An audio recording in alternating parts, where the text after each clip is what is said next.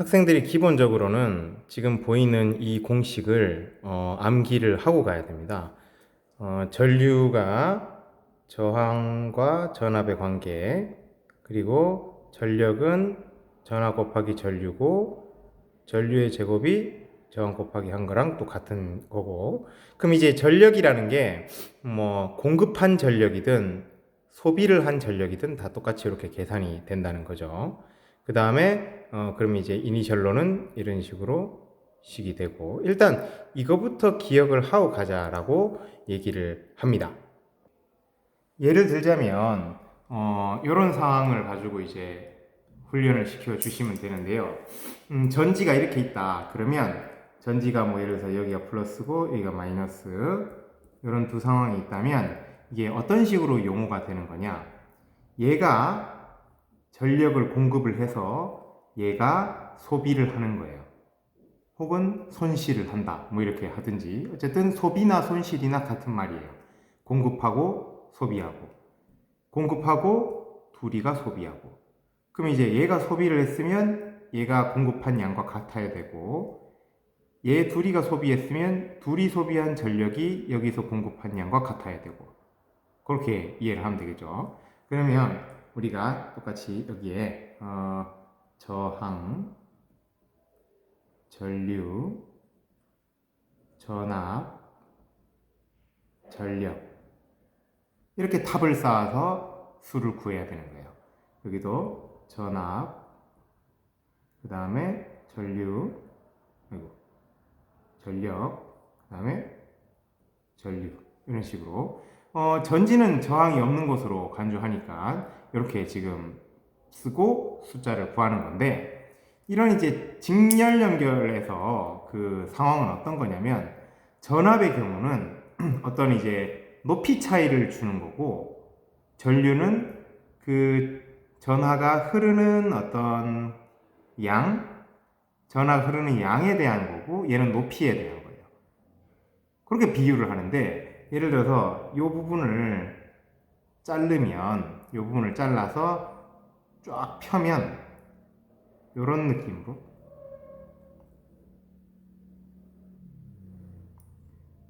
이렇게 가는 거라고 가르칩니다. 저는. 즉 전류가 이렇게 흐르잖아요, 그죠? 전류가 이렇게 흐르는데, 이 전류의 흐름을 이런 식으로 표현하는 거예요. 전지에서 12V를 높이로 올려주고, 그런 뒤에 가서 저항에서 12V를 미끄러져 내려온다 라는 식으로 설명하죠. 그래서 여기에 저항이 12V면 사실상 여기도 12V가 걸려서 떨어지는 거예요. 그렇거나 말거나. 자, 그런 다음에 전류를 먼저 구해야 되는데, 전류는 이 전체 공급하는 이 전압에 여기에 전체 저항을 나눈 값으로 전류를 구합니다. 지금 전류는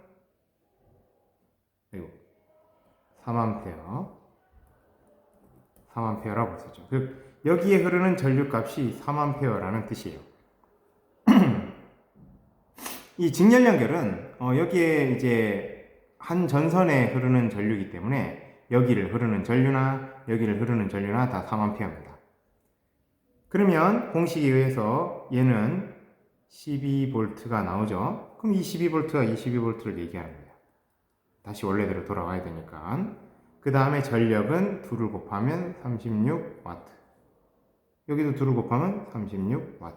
즉 공급한 전력이 여기에다 소비된 거죠. 이렇게 맞추는 겁니다. 만약에 이렇게 저항이 두 개라고 하면 12V가 올라가고, 12V 여기를 자르면 여기서 잘라서 내면 12V가 올라가고, 여기서 한번 떨어지고 또 여기서 한번 떨어져서 전류가 흐르는 거예요. 그러면 2번 떨어지는 거죠. 이렇게 2번. 그리고 원래대로 돌아오기. 그러니까 저항 2개가 있으면 이렇게 2번 떨어뜨리는 거예요. 그래서 여기에 몇 볼트 떨어지고 여기에 몇 볼트 떨어지고 이렇게 합니다. 그래서 여기에 몇 볼트가 각각 걸렸느냐는 둘을 합친 게 12볼트가 나와야 한다는 얘기예요.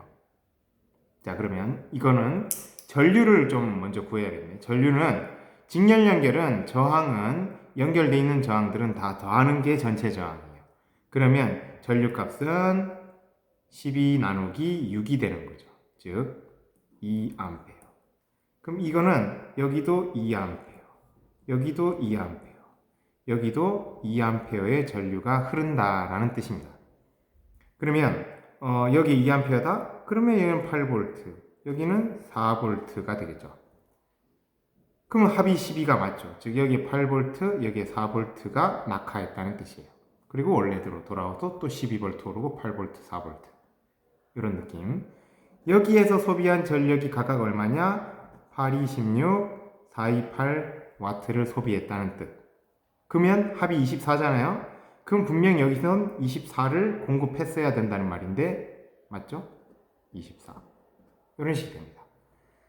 즉 이 경우는 12V에 저항 4oh짜리를 꽂으면 36W의 에너지를 공급했고 여기선 36을 소비했다는 뜻이 되고 전지에 4ohm, 2ohm을 직렬 연결하면 24W를 공급해야 되고 여기서 16W, 8W를 소비했다는 뜻이 됩니다. 이런 느낌을 한번 학생들과 연습하는 시간을 가져야 돼요. 그런 뒤에 변전소는 또 별도죠, 그죠? 변전소는 사실상 결론만 좀 얘기하자면 여기에 가문수 있죠, 가문수.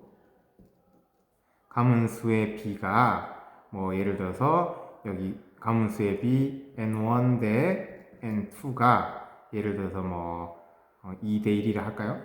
2대 1이다. 뭐 예를 들어서 400번인데 여긴 200번 감았다. 이런 식이 된다면 전압 같은 경우는 그리고 전류 같은 경우는 각각 예를 들어서죠. 예를 들어서 여기가 200V다라고 하면 여기는 100V가 된다는 의미고 그리고 만약에 전류가 여기가 1A가 흐른다면 여기는 2A라는 뜻이다 이겁니다. 이거는 왜 가문수의 B는 이런데 그러면은 전압이 같이 이렇게 된다는 것은 전자기 유도 현상에 의해서 이렇게 된다는 건데 그거는 아이들에게 일단은 그냥 기억하라고 하는 수밖에 없겠어요. 근데 왜 얘는 반대냐? 왜냐면 그렇게 해서 구해지는 전력이 있죠. 그죠? 전력이 얘가 200W면 얘도 200W여야 하기 때문이에요.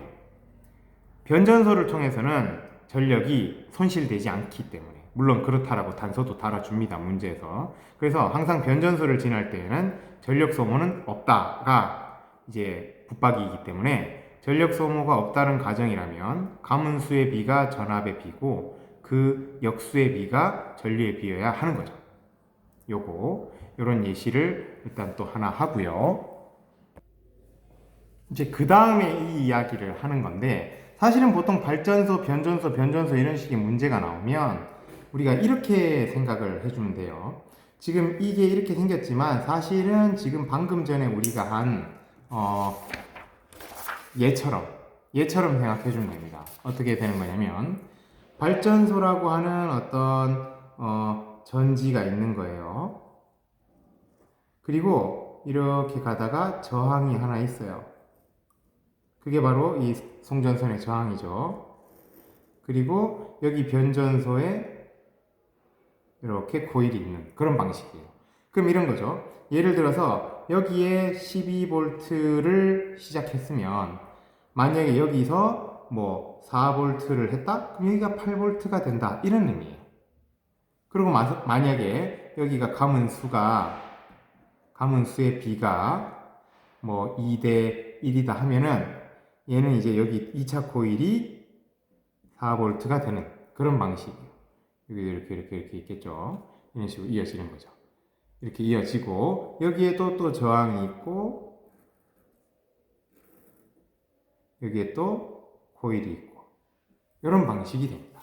그럼 이게 4V로 이제 출발을 하죠. 4V로 출발을 하면 여기가 만약에 또 뭐 한 3V다라고 하면 이제 여기는 1V다 이런 식이 되는 거예요. 이런 식으로 전력이 이 방향으로 쭉 전력 이동을 하는 거잖아요. 그죠? 그러는 동안에 이런 식으로 통과를 하는 거예요. 이런 느낌이라는 거죠. 이런 느낌이라는 걸 알고 이제 이걸 쳐다보면 예를 들어서 전력이라고 여기 쓸게요. 전력. 그 다음에 전압 우리 하듯이, 그 다음에 전류, 저항 이라고 했을 때, 만약에 처음 출발이 여기가 내가 P0라는 전력을 발전소에서 출발시켜요. 그때 전압을 V0로 이렇게 전력을 공급한다 이거죠. 그러면 전류가 얼마? V0분의 P0가 되겠죠. 왜냐면 전력은 전압 곱하기 전류니까. 뭐 저항은 이거는 전지나 다름없어요. 전지기 때문에 없다고 치고, 여기에 만약에 저항이 R1이 있다고 합시다. R1이 있어요. 얘는 R2라고 할까요? 자, 그러면 얘는 지금 여기에는 어떻게 되느냐면 전류가 정해졌잖아요. 그러면 여기 전류는 다 똑같은 거예요. 아까 직렬 연결이나 다름없기 때문에. 요 입구, 그러니까 1차 코일, 1차 이 변전소의 변압기 1차 코일과 2차 코일에 1차 코일에까지는 전류가 똑같은 거죠. 이렇게. 그러면 전류가 이거, 저항이 이거, 그럼 얼마다? 전압은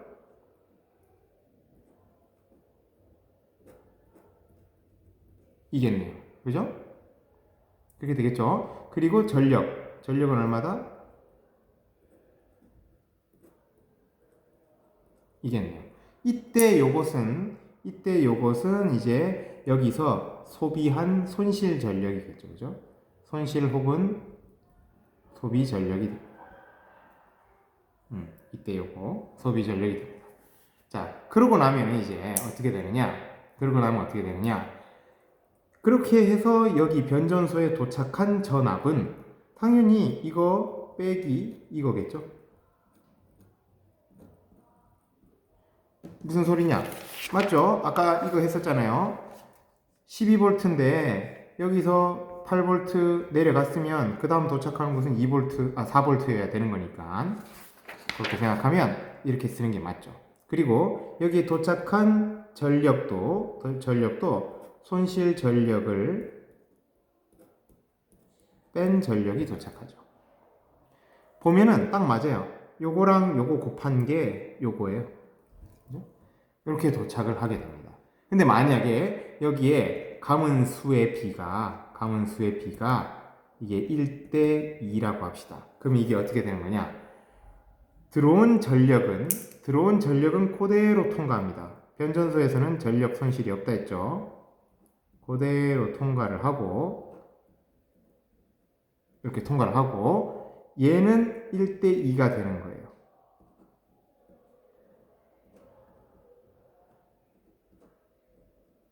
이렇게. 그리고 전류는 어떻게 될까요? 전류는